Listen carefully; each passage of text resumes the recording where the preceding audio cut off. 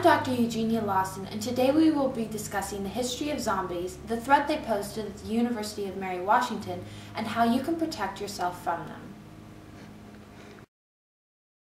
Zombies have been a part of folklore for hundreds of years. Ancient peoples all over the world believed witch doctors and voodoo practices could reanimate the dead, turning loved ones into hungry, evil beasts ready to tear grieving family members from limb to limb. In fact, archaeologists in Ireland recently uncovered 8th century skeletons buried with stones in their mouths, a practice designed to prevent the dead from being reborn. Ancient peoples often believed zombies, werewolves, and vampires to be supernatural, the same way they did with anything they had no answer for. Lacking knowledge of proper science, they had no means of explaining the things they saw. Thus, attributing these manifestations to the supernatural was a coping method. Most people today scoff at these rare ancient burial rituals, dismissing them as the result of superstition and nonsense. However, in the 1980s, officials discovered Haitian voodoo practitioners were creating zombies to slave on plantations. Clervius Narcissi, the most famous zombie, died in 1962, only to be found 20 years later working as a field hand. Despite these reports, governments around the world refuse to take the zombie threat seriously, causing zombies to pass into pop culture. Welcome to a night of total terror. In 1968, Night of the Living Dead hit theaters, beginning the rise of zombies in popular culture. However, while most people see zombies as a source of entertainment, increasing evidence is emerging that they are a real plague. The Center for Disease Control is an important government institution devoted to protecting the public from harm. In December of 2011, they released this press statement. The Center for Disease Control takes every possible disease, threat, and disaster very seriously. We strive to outline plans for every possible situation in order to protect the American people. With epidemics of any kind, the CDC has measures in place to discover the cause and transmission of the outbreak, and while attempting to isolate the incident and prevent its spread. Were a zombie apocalypse to indeed occur, these measures would go into effect. Knowing your local zombie response team is crucial for surviving an apocalypse. Local team leader Dwayne Jackson spoke to us about the Fairfax branch. Hi, it's Dwayne from your CDC local defense squad. Did you hear that? Come on in here with me. Just it's a little safer in here from these zombies. Just gonna run through some brief stuff. Just show you a little bit about what we do. Here's a little medic center too. You got your ibuprofen. Just turn the handle here. Pops on out. You got your antacids. You got your ibuprofen. Just reach on in there, and then you go. Just eat it. Just eat them, and then got your cramp tabs and some other stuff. Basically, what I have here is my favorite weapon, my favorite defense weapon. It's called the Avalanche. It's got some bristles for some zombie bristling, and then obviously a striking mechanism on the top here. Just cracks the skulls right into the skulls. Here I have my flashlight. You know, I just turn it on whenever I think I see something or hear something. My hat, obviously, my gloves, protection, extra body armor. So basically that's what we do. With the threat of a zombie apocalypse ever encroaching on the University of Mary Washington campus, Fredericksburg locals have taken their safety into their own hands. I've lived here within a couple miles of that college for darn near my whole life, and I seen plenty of weird things coming by. After all, I even lived here in the 80s. But the kind of things I seen ambling by in the past few months beats all. Kids are shuffling and dragging along like they's drunk, but with this 1,000-yard stare that'd turn your blood to ice water. Me and the wife here take turns standing guard at night, and you can believe we's ready for action and loaded for bear. But it's only a matter of time before them individual things become a mob of dead folk. So I'm taking every precaution. The walls in my house here is lined with concrete blocks and cement. And I got plenty of food for me and the wife to live off of, stashed away in boxes in there. And all this ammunition here is just perfect for punching holes through zombie brains and blowing out the other side.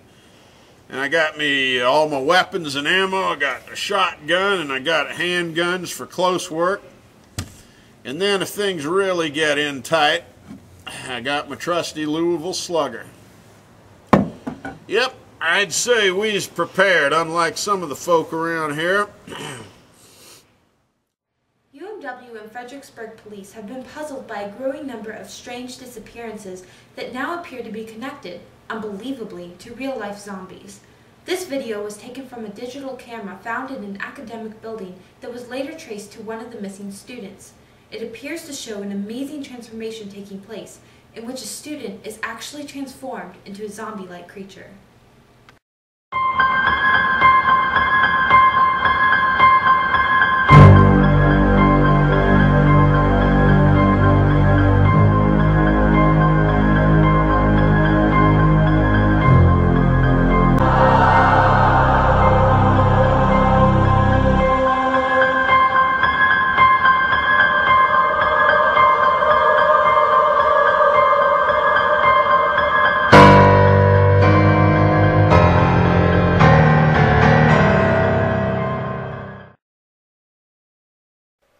Science researchers have theorized that repeated exposure to incredibly dull, boring, and mind-numbing lectures is causing certain susceptible students to enter a catatonic state that so resembles death it is called necrolepsy.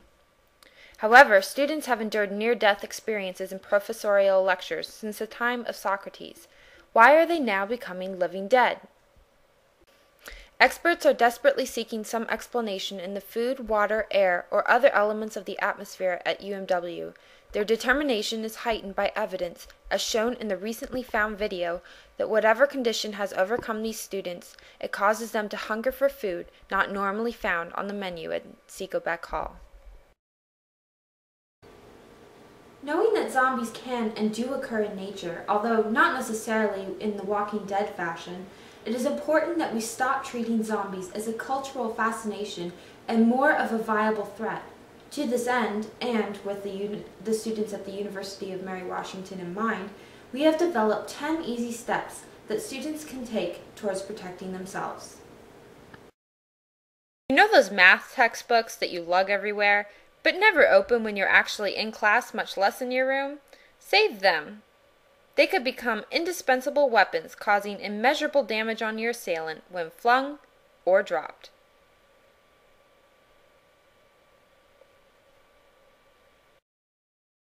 Stock up on educational reading material and films and familiarize yourself with your enemy. Zombies are notorious for lurking in unexpected places, so be sure to avoid elevators and other potentially vulnerable areas where you will be powerless to protect yourself from their hungry grasp.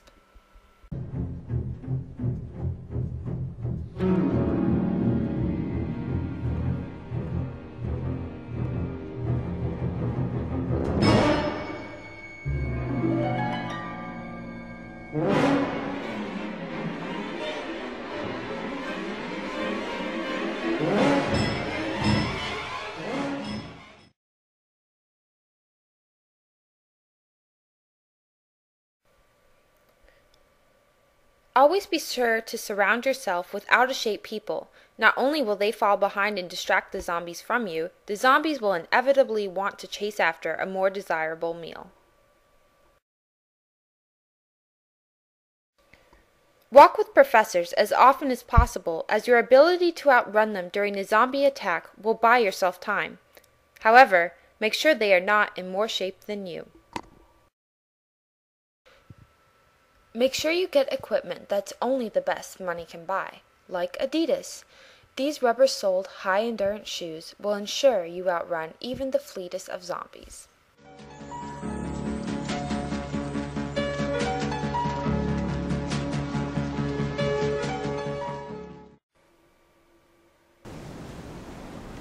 Avoid convoluted academic buildings like Pollard, Melchers, and DuPont, whose maze of hallways and stairways to nowhere are notorious for confusing students, making them easy prey for zombies lurking within.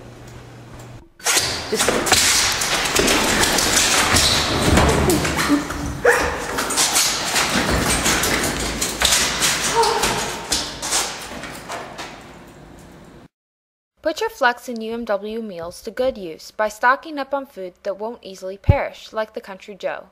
These sandwiches in the underground sit under the glass for weeks on end without apparent decomposition and will give you the energy you need to survive a zombie attack. Disguise yourself by dressing as a zombie to elude the bloodthirsty hordes. However, be aware that your frightening appearance may fool other students as well and result in bodily harm.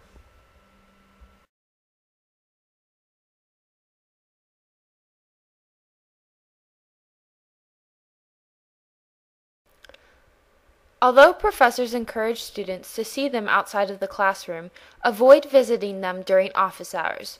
You never know if they're undergoing zombification behind that closed door. Inevitably, some students will fall to the rampaging hordes of death. However, if a friend or loved one becomes zombified, don't despair. Meet Rachel, a junior whose boyfriend recently turned. In spite of overwhelming odds, she bravely remains steadfast in their relationship. See why we have to discriminate against the zombies.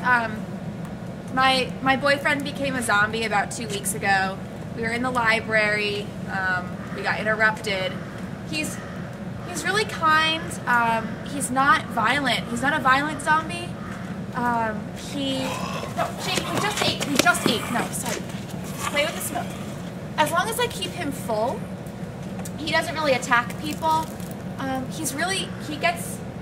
The simple things are all that matters, so you just stick him in front of the smoke for a little while and he's happy. Zombies may still only exist largely in pop culture, but it is only a matter of time before a campus-wide apocalypse occurs. Thus, it is important that you, as a responsible Mary Washington student, prepare yourself before your time runs out.